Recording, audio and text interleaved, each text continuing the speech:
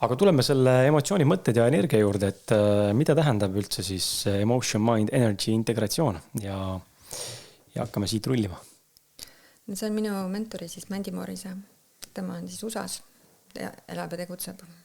Aga ta on päris kuulus maailmas ja päris palju juba ära jõudnud teha oma elus. See on tema välja töötatud selline süsteem siis, kuidas inimene tagasi tulla saaks oma autentse mina juurde, et olekski lihtsalt õnnelikum ja rahuldust pakkuvam elu, oled joondunud, oledki sina ise, et igasugused programmid on nii palju järjest eemaldatud kui võimalik pealt. Ütleme siis negatiivsed uskumussüsteemid ja nii edasi. Et ja läheneb lihtsalt läbi nende erinevate nurkade emotsioonide, läbi mõistuse, läbi neuroteaduse, ta on õppinud ise ka psühholoogiks tegelikult, aga ta ei tööta. Ta töötaski, et ta tundis, et see nagu võib-olla selline psühholoogi või psühholoogia poolne nagu väga teaduspõhine lähenemine ei kõnetanud teda, kuivõrd ta on ise ka selline, tal on nagu mingi selline energia, ta mõjutab inimesi kuidagi juba lihtsalt tema olekuga, et ta tundis, et tema meetod peab olema midagi muud. Ja siis ta nagu panigi sisse, et seal on neuroteaduse küll põhi all, aga ta töötab ka emotsioonide ja energiaga. Et selline integratsioon. Aga sina seda täna pakud ka? Ja ma olengi tegelikult ju, ma ei soovi hakata nagu töötama lihtsalt IMI practitionerina või seepärast, et iga inimese elukogemus ja see, mis ma olen veel juurde õppinud ja mida ma pakun, see on rohkem kui ainult see IMI. IMI on lihtsalt nagu see üks programm siis või see kurikulum, mida ma õpin. Ja ma just alustasin tase 2 õpet. Kuigi sertifitseeritud oled juba IMI 1 esimesest tasemest, et nüüd mul on 5 kuud järgmise taseme õpet. Sa õpid distantsilt? USA, jah, USA üle neti.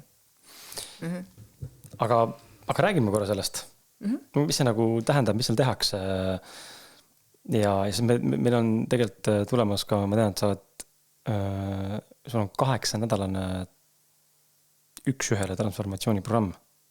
See on tegelikult grupina. Mõeldud jah, et seda ma teen ainult paar korda aastas ja see on nüüd, ma töötan seda hetkel veel välja. Et sellepärast ta ei ole mul praegu aktiivselt kodulehel.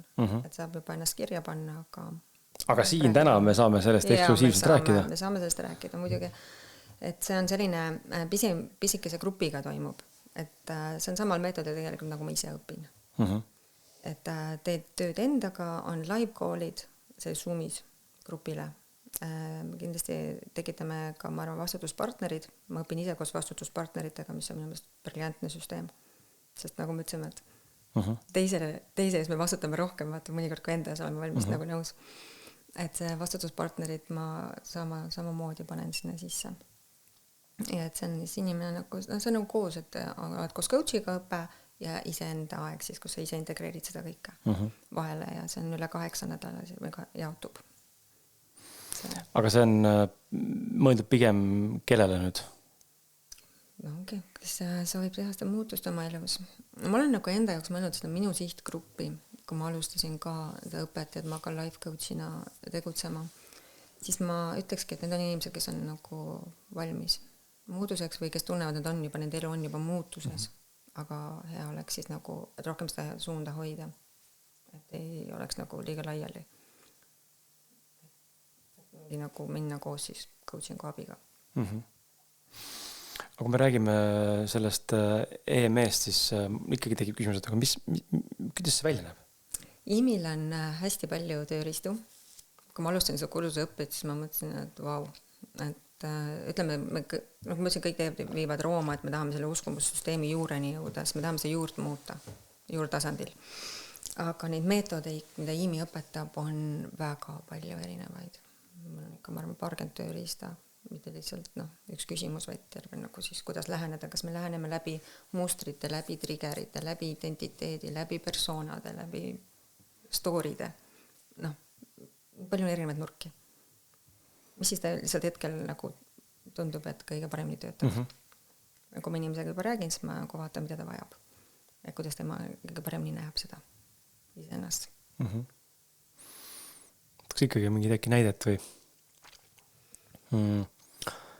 või nagu, aga tuleme võib-olla selle 8-nädalase transformatsiooniprogrammi juurde, et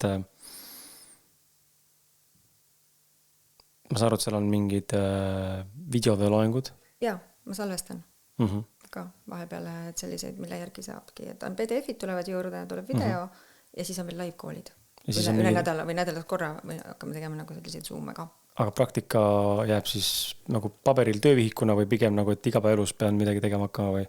No see tähendab kõiki neid asju ju, kui sa ennast muutma hakkad, enda harjumusi näiteks. Jälle harjumus on veel üks tööriist, et siis sa teedki ju neid asju, hakkadki tegema. Sest kui mina alustasin õpet IMIS ehk siis Mändi Morise juures, esimene 2 kuud tööta ainult iseendaga, teedki endaga seda vanade programmide puhastustööd ja kõike seda. Enne kui sa üldse hakkad jõudma sinna, et ma hakkan kellegi teisega rääkima. See on selline protsess on. Need on huvitavad siuksed, tundub, et inimesed natukene võib-olla ka tänases ühiskonnas ja ma arvan, et see on tuhtelt tänase nagu ühiskonna teema. Meil see attention span, mis ta eesti keeles on, siis tähelepanu haare on nii väike, lühike ja siis inimesi hirmutavad kõik sellised asjad, mis on rohkem kui 2 tundi või tund aega. Et mul tundub kõrvalt, et kui me räägime 8 nädalas, siis inimene tegelikult ei kujutagi ette võib-olla üldse esiteks, mis seal saama hakkab. Ta tegelikult ju ei suuda isegi ette kujutada kõige paremas vaates ka seda, mis see panus hakkab üldse olema.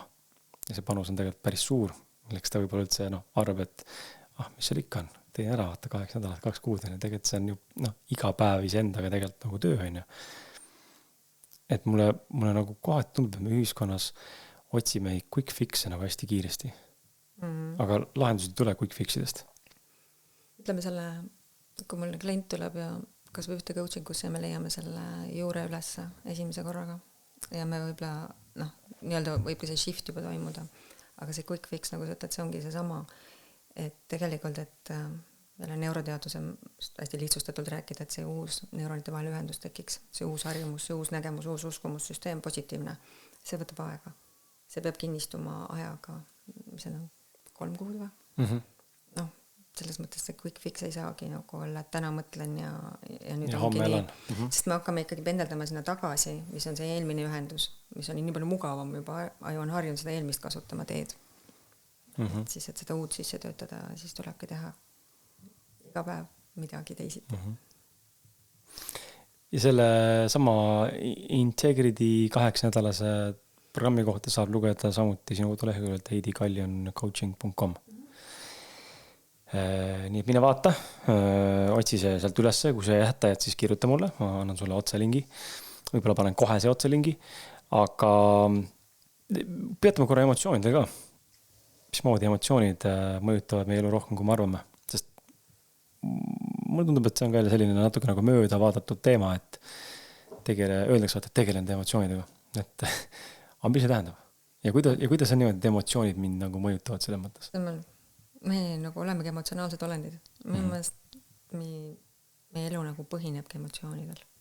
Selles mõttes, et see muster käib ju niimoodi, et tuleb sündmus, mis iganes, iga päev juhtub, 12 tundi vähemalt juhtub öösel, võib-olla ei mõtle selle peale, et juhtub midagi, millele sa reageerid ja kui meil on nagu suurem osa, mis toimub alateadvusest, tuleb see, et kui seal on mingisugune selline all asi, mis on nagu ütleme lihtsalt et negatiivne, siis sul tekib trigger selle koha pealt, siis trigger tekitab sulle emotsiooni, ütleme see emotsioon on mingisugune pahameel, viha, mida iganes ja tulemus ja siis see kõver hakkab jälle uuesti pihta.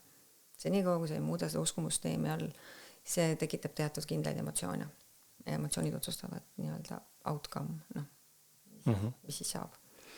Toni ütleb selle kohta, Toni Robbins näiteks ütleb, et kõige olulisemad asjad elus on fookus ja tähendus.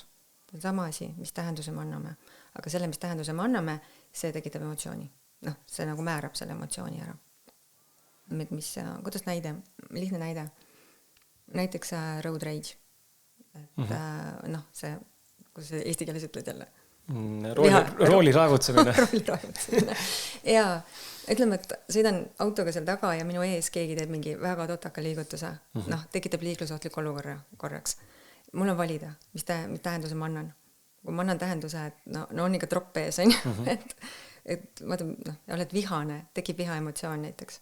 Ja siis mul ongi kohe võib-olla tükk aega paha olla, seepärast, et mul tekkis negatiivne emotsioon. kui ma olen seal taga, sõidan ja näen, et juhtus selline asi ees ja kui ma näen sellele tähenduse, et appikene, mis teil juhtus, äkki ma olen hoopis mures, et äkki teil juhtus tervisega midagi, noh, et tegi mingi liigutus, äkki, ma ei tea, lõi krambi kuhugi või tekkis mingi südamega probleem ja siis mul on hoopis teine emotsioon mul tekib empaatia ja ma tunnen ennast totaalselt teisiti. Emotsioonid määravad tulemuse. Ja see, kuidas me reageerime, sõltub meie uskumussüsteemis selle all ja trigger, noh, tekib uskumussüsteemi pealt ja need on alati omavahel kokku seotud. Noh, selles mõttes, et üks on teisega seoses. Sellepärast on need uskumussüsteemid nagu kõige alus. Et see on nagu siuke reverse engineering, et lähed tagasi poole. Vahel mõtlen, nagu ma ei ole ise nagu niimoodi vaadanud ega küsinud, aga võib-olla sina näed nagu rohkem seda kõrvalt, et kliendi kogemusest tuginedes.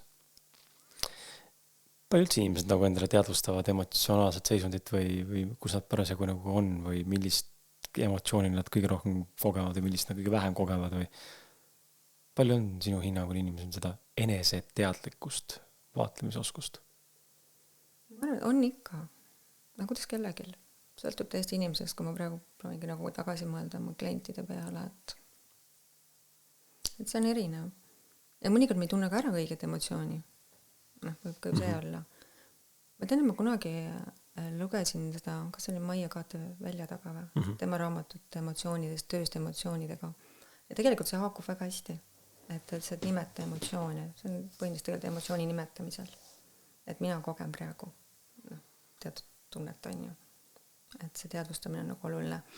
Ja see, mida mina olen ka õppinud, ongi see, et tegelikult teadvustamisest mõnikord juba piisab, et see hakkaks suur muutus. Teadlik olemine. Juba väga palju muuta ja ei peagi alati tegema mingit suurt tööd. Sõltub. Jah, et ta läheb nagu pall nagu mõne mõttes veerema, et ma ise olen, see läheb natuke selles samasse kategooriasse, aga ma olen ise märganud teatud käitumismustreid, mis löövad välja teatud emotsioonist tulenevalt enne või mingi sündmusest ajendatuna. Ja siis ma olen avastanud, et need on läinud nagu ajas kogu aeg see mõttes, et kui vanasti võib-olla alguses võis olla see, et kus ma ei saanud arugi ja elasin elu niimoodi, et reageerisin ja see oli nagu osa normaalsest inimeseks olemisest ja ma lihtsalt reageerin ja ma ei tea, panen kellegi lõuga või niimoodi pole teinud, aga panen kellegi lõuga või solvan kedagi või teen midagi ja reageerin kuidagi elu läheb edasi ja that's it. Et siis need järgmised sammud olidki juba sellised, kus hakkasid nägema, et aga ma ei tea, võib-olla 6 aega hiljem mõistsid, et mida pekki ma tegin. Siukseid käitusin niimoodi, väga huvitav. Ja siis täna ma tundnud, mida rohkem see endaga tegeled, see mõne mõttes võiks nagu jõuda sellesse kohta, kus ta on, kui mitte momentaalne, siis vähemalt juba ennetatav. Et suudan nagu ära tabata, et siin on potentsiaalne triggerpunkt. Ma tegelikult tajun, ma olen juba nagu triggerdatud, sest need ikka juhtuvad. Võiks jõuda kohta, kus ma ei triggeru üldse, aga ma arvan, et see ei ole võimalik vist. Et nagu täitsa nagu tuim olla. Aga et kui ma tunnen ära selle koha, et siin nüüd käitus mingi emotsioon, et siis kuidas ma otsustan nüüd seda ohjeldada või läbi selle nagu elus siis mitte minna sellesse reageeringusse. Ja see on tegelikult ju muster. Me räägime mustrist, vaata, kui see kordub see muster. Seal on hea teha mustri katkestusi. Ja saab jälle erineval moel teha. On füüsilisel moel saad teha, saad mentaalselt teha, saad ütleme siis nagu energeetiliselt ka. Et füüsiline tähendab seda, et ma teen midagi teisiti, et ma tunnen triggerdatud, aga selle asemel, et nii tega nagu vanasti, et ma lähen ja karjun ennast välja, ma lähen jooksma. Ma lähen kõndima, ma teen midagi füüsilist. Vaata. Ja see vajab päris... Ma tantsin. Ja, see vajab suurt tahti teha teistmoodi. Ja, et see on, aga sa katkestad mustrit. Et see on enda, et märkad ära selle koha, mis on nagu väga suur asi, kui ma märkan ära. Mis on nagu selline võib-olla selline rahulik variant on see, et ma kirjutan päevikusse, kirjutan üles, mingi selline nagu vaatluskoht teed, on ju. Ja energeetiline võib-olla on äkki meditatsioon ja sellisesse kohta minek juba, kuidas nüüd kellegile sobib. Minust meditatsioon on üldse selline, mis katab tegelikult kõike. Et see on nagu nii universaalne asi. Aga siis peab sobima inimesele endale? Peab, aga ma mõtlen, ega meditatiivsed tegevust on erinevad. See ei pea istuma seal 2 retsi põrandal, sa võid minna aias töötaja, aga neid naisterahvad näiteks nokitsed seal peendras kuskil, see on väga meditatiivne. Lähen mere äärde, istun kivi peale, meditatiivne. et see ei pea olema, et sa istud mingisuguses kindlas ebamugavas asendis kuskil.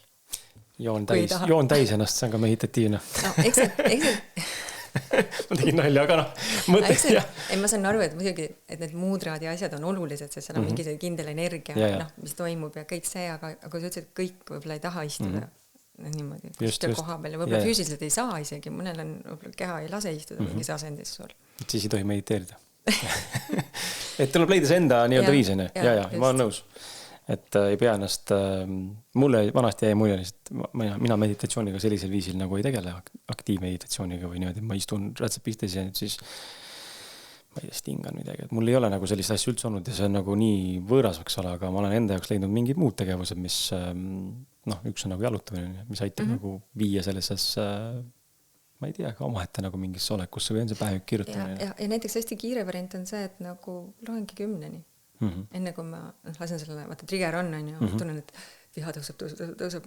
Loedki 10-ni, see on ka katkestad mustrit. See läheb jõuab juba, võib-olla see viha nagu tagasi olla. Ja. Ei tulegi. Alla surutud emotsioonid on selline eraldi nagu kategooria ja teema, millest räägitakse ja tahaks nagu sinu sõnada kuulda, mis see nagu tähendab ja kuidas neid tuvastada ja kuidas jõuda ka selleni, et ma siis päriselt suudan neid vabastada ja mida see vabastamine üldse tähendab? Kuhu ma vabastan? Ma küsin meelega hästi nagu selliseid goofisi küsimusi, aga et saada sult need vastused kätte, sest et ma pean arvestama, et meil on inimesi, kes võib-olla esimest korda kuulavad sellistest asjadest. No, allasurutud emotsioonid, see tähendabki seda, et nad on peidus ju kuskil. Et inimene ei näe neid ise. Ma siinkohal ütleks jälle, et kõige parem ongi minna kellegi teise juurde, kes näeb neid. Et või oskab nagu jälitada neid siis ja üles leida. Ja võib tekkida sellise väga vau momente. Et ei teadnudki, et selline asi minu sees üldse on olnud. Füüsiline keha, kui sa jälgid oma keha, ka selliseid signaale, sest meie emotsioonid, mis on alla surutud, hakkavad ennast kehas näitama. Et on nagu enda kogemus on ja nii palju teistelt kuulnud seda ja lugenud ka sellest. Kuidas nad hakkavad ennast näitama? Ongi ebamugavustundena. No, lõpuks võivad valu teha ju ja kõike juba. Mida rohkem, et öeldakse, et keha algul sosistab. Lõpuks karjub on ju. Et see näitab ka, et kuskil on blokeeringud ja alla surutud. Mida ma ei ole siin kuskil maininud on see, et ma olen ka reiki praktik. Ma teen reikisid. Ma ei tee neid nagu praegu aktiivselt, aga kes teab, see teab ja tuleb vahepeal. Mis see reiki on väga lühidalt töötanud? Reiki energia ongi eluenergia vahendamine. Et oled, reiki praktika on energiakanal. Ja ma olen energiatele tundlik. Et kui ma kliendiga töötan reikis, siis ma enda energia tõstan teadlikult kõrvale. See on reiki praktika nagu metoodika, et minu energia seansi ajal ei jookse läbi. Vaid ainult kõik aistingud, mis ma tunnen, on mu kliendi omad. Ja siis on, ütleme selles mõttes, ma näen, kuidas see energia töötab kehas. Ja kui plokid on, kuidas tunda ja kui energia ei voola vabalt tšakrates ja et seda on tunda. Et ütleme jah, et seda mõttes küsida, kuidas see keha näitab pingeid. Et see on üks asi, kuidas sa näed, et sul on kuskil kinni, aga kuidas neid nüüd interpreteerida, et mis emotsioon see on. Et alati võib endalt küsida, istuda vaikselt ja ka kas see vastus, et kas sa kuuled või kuule neid. Tihti ei kuule. Ei ole üldse puudu, mina olen selle teemaga kokku puutuma reikiga kunagi puutusin kokku, kui ma alustasin oma sihukest esoteerilisemat vaimset teekonda, eks ole, kuna ta sinna esoteerikale mingi põhjusel ikkagi täna paigutatakse veel nagu paljudki muud alternatiivsed meditsiiniharud või võimalused, siis ma reikiga puutusin seal kokku ja see kõlas nagu täitsa loogiliselt. Ei ole puudu minu jaoks, aga jah, ma kuutan ette, et paljude jaoks võib-olla see sõna ise juba on võõrasene terminina. Aga need emotsioonid on huvitavad asjad ja mul on paar küsimust enda kohta veel kirjutatud siia, et üks on see hirm, et hirm emotsiooniga päriselt silmitsi seista. Või on nagu mõtestada, et mis seal nii rasket on siis või püüan nagu mõelda ka enda jaoks, et kus mul on ka nagu olnud mingi hetki, kui ma tunnen, et ei suuda mingi emotsiooniga nagu silmitsi seista või oskad sa kuidagi nagu kirjeldada, mis see nagu tähendada võiks, et inimene, kes neid kuulab, vaatab praegu ja teda see emotsiooni teema võib-olla hullult kõnetab, eks ole. Et paremini aru saada sellest, et mis see tähendab, et ma kardan nende emotsiooniga silmitsi seista, millistes tegevustes või mittegevustes see siis väljendub? No, mõtle esimene mõte, mis mul praegu tuleb, on näiteks, kui meil ongi palju frustratsiooni ja palju võib-olla viha tunnet, et siis see on tegelikult ka hirm. Tegelikult on seal taga. Öeldakse, et viha on alati, seda ütlevad ka psühholoogid, et viha ei ole esmane ilming või esmane reaktsioon. Viha taga on mingi vajadus. Midagi on mingi muu emotsioon. Et alati, et hakatakse otsima seda, mis see päriselt on, mis emotsiooniga tegu on. Et sellele haakub ka sellega, et meil on need alla surutud või varjatud, on ju. Et viha on informatsioon. Pigem valu on informatsioon. Samamoodi, miski teeb meile haiget, siis tegelikult tuleks seda võtta nagu valuna, ka emotsionaalne valu. Et mis seal taga siis tegelikult on, mis täitmata vajadus, milline tavaliselt emotsionaalne vajadus ikkagi tihti peale. Ja mõnikord ka midagi muud, võib-olla mingi füüsiline elus, aga näiteks. Oled sa läinud mõnda kogemust ka, kus inimene läheb läbi oma sellest nii-öelda Jaa, ikka. Emotsioonist, mille ta otsa ei taha vaadata. Ikka olen näinud. Et ütleme jah, võib-olla seal, praegu ma mõtlen jälle võib-olla siis kliendisessioonide peale, et võib-olla see ei olnud selline, üks mu klient näiteks oli väga ärevusega, koges väga tugevaid neid ärevussümptomeid ja asju. Ja kui sa tuvastad lõpuks selle, kõik need emotsioonid seal taga, ja ta ise õppis ka coachiks. Ja ta mõtles, et selle sessiooni lõpuks ma mäletan, ta ütles, et ta on nagu täiesti hämmingus, et ta ei näinud ka, ta ei suutnud seda näha, mis emotsiooni seal taga on, et sellepärast on hea, kui keegi teine võib-olla oskab neid nagu juhtida sinna poole. Ja tema jaoks muutus oli tohutu. Sellepärast nüüd ta teadis, mis tegelikult toimus temaga üldsegi, et see ärevus saaks hakata siis nagu taanduma ta elust. Et see hästi emotsiooniga seotud. Ja mõelda, kas mul endal on nagu, mis mul endal huvitav on, sina näed, kui sa minuga suhtled praegu lihtsalt siin, teid suvi pärast. Ikka inimesed vaatavad ja kuulavad kõrvalt ja. Või on mingi teema, mis sa tahad ise puudutada, äkki ma hea meelega jagan ennast ka või enda mõtteid. See ma ei oska niimoodi praegu küsida su käest. Ma just näen, et ma olen ka mingites kohtades nagu ise ka kinni olnud ja ma tundsin korra tajusin, kui sa ütlesid, vaata sa, et sa kunagi olid ka siuke go rohkem või tegi, nagu energia pealt mine, nüüd sa oled rohkem nagu in the flow või selline, et siis ma mõtlesin ka, et võib-olla selle koha peal ma korra nagu tundsin seda mingit energeetikast nagu, et nagu mingit shifti ma ei oska selgitada, ma mõtlesingi, et kas sul on seal mingi teema natukene, et miks sul see muutus toimus, kas see muutus sujuvalt või see muutus kuidagi nagu mingil põhjusel või sa tegid teadlikult selle muutuse?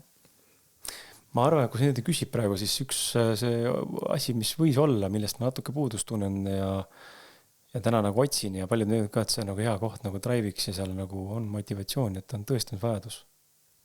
See oli päris suur nagu väiksena, noore poisina.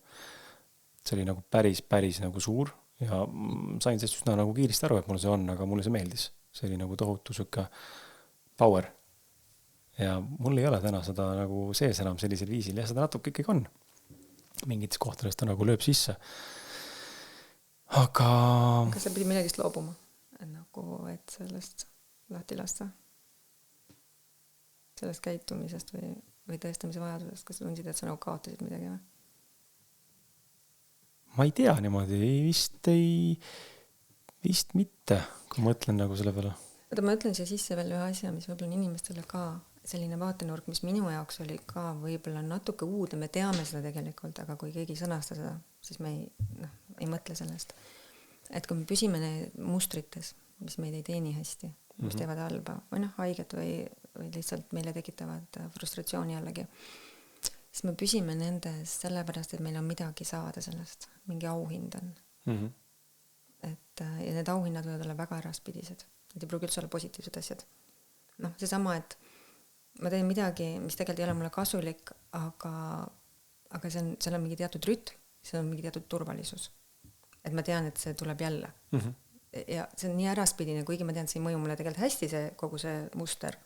Aga see on juba elu turvaline. Jaa, aga ma tean, et see on turvaline. Et need on nagu need nagu sellised auhinnad, ma ütleks nagu prize, mis hoiavad meid mustrites kinni ja mis on ka üks asi, millest me ei taha lahti lasta. Ma küsisin just, et vaata, kuidas sellest lahti lasid, kas sa tundsid, et sa pidid millegist loobuma, mis sind hoidis tõestamisvajaduses. Noh, sa tahtsid tõestada ilmselt ju sellepärast, et kas sa tahtsid endale tõestada või sellepärast, et kellelegi teisele oma elus. No, siis järelikult sellega on seotud nagu mingi teatud kurbus, et kui ma sellest lahti lasen ja see kurbus on ka auhind. Noh, see hoiab meid kinni selles mustris. Ja ei, tahtsingi selleni jõuda, et ainuke asi, mis mul võib-olla nagu pähe kargab sellise küsimuse peale ja üldse sellele peale, mis nagu täna toimub, siis ma sain kindlasti haiget nagu päris jõuliselt. Ma arvan, et see võis olla seal täna, no ütleme 10 aastat tagasi äkki või. Ma mäletan nagu selgelt hetke, ma siis tegin siis ka podcast, ei teinud veel podcast, jah, et aga ma andsin teise raamatu välja ja siis see oli nagu täis flop. Noh, nagu see lihtsalt ei läinud üldse. Ja ma olin nagu pannud sisse sinna, mäletan, see oli ma enda nagu mingi tohutu teekond kirja pandud enesearengust ja siuksest Austraalia reisist ja läbikatsumistest ja nagu tohutult siuke hästi filosoofiline nagu raamat. Ja ma ise tundsin, et vau, ma sain nagu midagi nii sügavat kirja. Versus esimene raamat, mis oli selline noore poisi nagu Perti päeviku stiilis lihtsalt, mida ma tegin, no mingi nagu siuke päeviku nagu stiilis kirjutanud raamat ja see oli hullult edukas tol hetkel, aga see teine raamat täis ebaõnnestumine ja ma müüsin neid 500 tükki vist mingi, ma ei tea, mitu aastat. Noh, keegi ei ostnud vaata ja siis mingid lähedased inimesed, kes olid head sõbrad toona veel ja kõik nagu ütlesid ka, et ma ei tea, ma lugesin seda ja ma nagu tunnen, et sa räägid lihtsalt mingit infot, et seal ei ole nagu päris sina või. Ja siis see nagu tegi mulle haiget, nagu mis mõttes ei ole päris mina, see on mu fucking terve kogemus vaata laiali arvutatud nii nagu detailselt ja nii haavatavalt ja siis ütleb mulle, et see pole mina või. Väga huvitav. Ja ma nägingi, et ühiskond ei võtnud vastu seda ja siis ma mäletan, seal mul tekkis küll päris selline suur esimene koht, kui ma tundsin, et ma ei viitsigi, mul ei ole midagi öelda.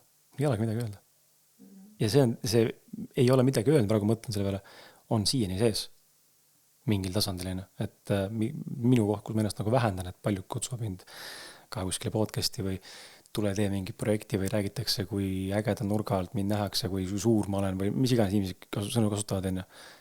Mina ei näe seda. Ja ma räägin kogu aeg endale, et aga mul ei ole midagi öelda. Noh, ma räägin seda teatud nurkadalt, mul ei olegi nagu enda spetsiifikat nii-öelda, mida ma nagu tahaks nagu maailmal jagada ja ma ei lähe jaga, kuidas teha podcasti sotsiaalmeedias, sest see minuks enda jaoks igav teha seda. Aga mul ei ole nagu kindlat spetsiifikat või mingid moodulit või mingid metoodikat, mida nii-öelda nagu jagada kogu aeg. Ja siis teine pool on ikkagi seal kuskilt tekkinud, mis on alles jäänud see, et ma olen ei keegi. Sest maailm näitas enne seda, et ei läinud korda vaata see, mis tegid. Et mingi haav on seal nagu olnud 10 aastat tagasi. Et ja võib-olla see kokku on nagu tekkinud sellega, kus ma täna tunnen, et seda sihukest elu jõudu või nagu drive'i on nagu oluliselt vähem. Ja ma täna valin mugavuse. Ma reaalselt teen tööd täna, ma arvan 4-5 tundi päevas. Nagu aktiivset tööd. Tegelikult sitaks aega. Et teha midagi veel palju suuremalt. Aga ma hoian tagasi ennast. Ja ma ei ole aru saanud, mis kurat siit nüüd puudu on. Just mul on nii palju asju juba, mis ma tahaks öelda. Tulista. Mul on kõik, ma tavaliselt, kui mul on kliendiga istunud, siis ma teen märkmeid sellepärast, et ma kuulen vaata järjest asju. Esiteks ma tahaks öelda selle koha pealt 3 asja, üks on eneseväärtustamise asi, et kui sa ütled näiteks, et teised ei väärtustanud seda, mida mina väärtustasin, et mina panin selle kõik kirja ja valasin ennast välja ja olin hästi haavatav, siis tegelikult on jälle see natukene nagu enese hinnangu küsimus, et so what? Noh, sa tead, miks sa seda tegid. Oluline on see, mida sina tead. Noh, mis see sulle andis, on, et ma sain selle endast välja nagu lasta. Ja on see siis nii oluline, mida teised arvavad. Et siis teine asi, kuidas kui inimestel, kui me jõuamegi selle eneseväärtustamise juurde, siis on üks harjutus, mida ma teen ise ka oma coachingus aeg-ajalt, kui ma tunnen, et on vaja. Et inimene kirjutab, praegu ka, kui keegi kuuleb, võib seda teha. Ja et kirjutab üles kõigepealt, mis on minus armastusväärset, mis ma ise arvan, mis on minus armastusväärset. Ja siis sa võtad oma paar sellist lähedast inimest või hea sõbranna, oma pereliikme, kes iganes, ja palud neil kirjutada, mis on sinus armastusväärset. Ja siis, kui selle kõik kokku võtad pärast, et see on lihtsalt niivõrd hea ja tõstev harjutus. Sest see, mida teised näevad meis, see pole väga üllatav. Ja see ei ole tihti see, mida ise näeme. Et ma tahangi öelda, et kui kellelgi on natuke nagu probleeme sellega või mõtlebki, et noh, et mis nüüd mina või et tulen pärast natuke väiksena, siis tehke see harjutus läbi ja ma olen täiesti kindel, et ei tunne ennast üldse nii väiksena enam pärast seda. Et eriti just võib-olla teiste tagasiside, mis võib-olla väga palju erineb meie enda sellest arvamusest. Ja mis ma veel 3. teema praegu sa jagasid, kuulasin, on need persoonad. Persoonad on meie sees olevad mitte kahestunud isiksuse, et kui keegi tundub, et ma räägin persoonadest mingit allüksustest nagu meie sees. Ei. Persona tähendab mina kasutan mõistet persona, et need on nagu osad meist, kelle vajadused ei ole täidetud. Ja persona võib niimoodi kasvada ja areneda meie sees nii-öelda nagu, et nii kui trigger tuleb, näiteks kui sul tuleb võib-olla uuesti trigger, kirjutadagi uue raamatu ja siis on see trigger üleval, et aga noh, vaata persona nagu juba, persona vajadus eelmine kord ei täitmata, tekkis juba selle ümber persona ja siis see juba triggerdab seda uut kogemust. Et personad on ümber täitmata vajaduste tekivad ja nad võivad hakata käituma meie sees, meie võime hakata käituma teatud moel, teatud olukordades, kui see uuesti kordub, mingi sarnane situatsioon tuleb uuesti, kus tal see esimene vajadus täitmata jäi personal. Tihti on see juba lapsepõlvest, aga ka elu jooksul. Ja personad võivad käituda teatud moel rääkima hakata teistmoodi kui tavaliselt. Sa võid hakata keha, hoiak võib muutuda. Igasugused asjad võib muutuda. Sest persona nagu kaitseb, vaata. Et kui nüüd tuleb uus trigger, ma toon jälle näiteid lihtsalt sinu poole, et teed uue raamatu, oled natuke triggerdatud, sa ei tea, kuidas see läheb, on ju, see eelmine vajadus jäi täitmata võib-olla, nagu sa ütlesid, mingi tõestamisvajadus. Ja siis persona on nagu see, tuleb nagu siia, ütleb, et ole nüüd seal natuke, et ma tean, mis teha. Aga see on nagu see koht, kus tegelikult tuleb täita see vajadus ära. Siis personad ei on mingi osa selline, mida ei kaotata ära meist, et see pole midagi negatiivset. Lihtsalt see vajadus tuleb ära täita elutervel moel. Mõelda siis välja, kuidas ma saan täita selle vajaduse ära. Siis see persona ei pea enam tulema. Ne? Kuidas ma ütlen personasid, mina kuulen oma klientidega rääkides, kui inimene selgitab mulle mingit oma elusituatsiooni, nagu sina rääkisid praegu raamatu, sellest kogemusest, väljaandmise kogemusest, mõni inimene koges võib-olla mingit teist olukorda oma elus, see on natuke nagu ohvri rolliga seotud. Ja siis ta räägib ja räägib sellest ja ta ketrab seda, midagi pole valesti. Me oleme empaatilised, me kuulame, me saame aru, et tal oli valust, emotsioonid seal ümber, aga ta jääb kinni, personadesse jäädakse kinni. Ja siis on coach'i koht, kes ütleb, et stopp, et ma tõstan su siit välja. Sest sa jääd seda ketrama ja sa saad sellest jälle mingi teatud auhinna, rahulduse sellest, et ma jagan. Et mind vaesekest küll, et see ei ole nagu, inimene ei mõtle, et mind vaesekest, aga see samas nagu otsid mingit valideerimist välja poolt. Et kui sa saad nagu aru sellest, et su vajadus on täidetud, ma valideerin iseennast ja siis ei ole enam teema. Ja coach on see, kes märkab personat tavaliselt. Ütleme see, mida mina olen õppinud selles koolis vähemalt. Ja ei väga huvitav, üldse ei vaid vastu. Ja ma sekkun päris niimoodi, ma ütlen tavaliselt inimesele juba selle seansi algul, et kui ma näen, et sa hakkad kinni jääma, siis ma väga hoolin sinust, aga ma ütlen sulle väga rangelt stopp siin. Ja kui sa teed uuesti, ma ütlen jälle stopp sulle. Ja on täiesti normaalne, et sa oled triggerdatud ja pahane mu peale, et ma seda teen. Aga ma lihtsalt pean seda tõstma välja sellest kohast. Ja, sest muidu ta luubib seda nii. No ma siis jäädki sinna, ma ei aita sind ju kuidagi. Kui ma lasen sul seal olla ja siis tulen nagu sinuga veel, olen seal persoonas. Halatsete koos? Ja, just. Ja, ei, lihtsalt see kogemus tuli mu meelde, et võib-olla see on nagu tekitanud seda, et ma täna olen nagu väiksema drive'iga ja olen hakanud ennast nagu kohati vähendama, samas teistpidi on seda väärtust ka tõstetud, eks ole, et mul podcastiga just on see teekond selline olnud, kus ma tunnen, et aastasse see eneseväärtus nagu kasvab ja mõne mõttes mul on nagu kole niimoodi öelda, aga siiralt ükskõik, kui keegi ütleb mulle, et ma ei tea, see oli kehv saade või mulle ei sobinud see, mis ära kuula. No sa ei saagi kõikidesse luguogudesse sobida, nii on. Siis ära kuula, mine kuula keda teiste, mul ei ole nagu vahet see mõttes, aga see kogemus praegu nagu tuli meelde, et seal ma teadlikult tean, et ma olen haiget saanud, aga omast arust, täna ei tunne nagu seda, et mul seal nüüd hullult seal kinni oleks igapäevad selles, aga kui sa mõtledki, mis vajadus sul täitmata jäi ja proovid selle vajaduse ära täita ja ju sa seda praegu ka teed selle tegevusega, mis sa teed, et sa täidad seda vajadust uuesti. Ja kindlasti see on see on selle koha pealt ja 3. raamat tuli ju tegelikult podcast'i ajal välja juba. Ja see ei olnud ka mingi tohutult super edukas, edukam kui teine, eks ole, ja mingid eksemplarid on täna veel müügil kuskil, aga sellest on mul kuidagi eriti ükskõik.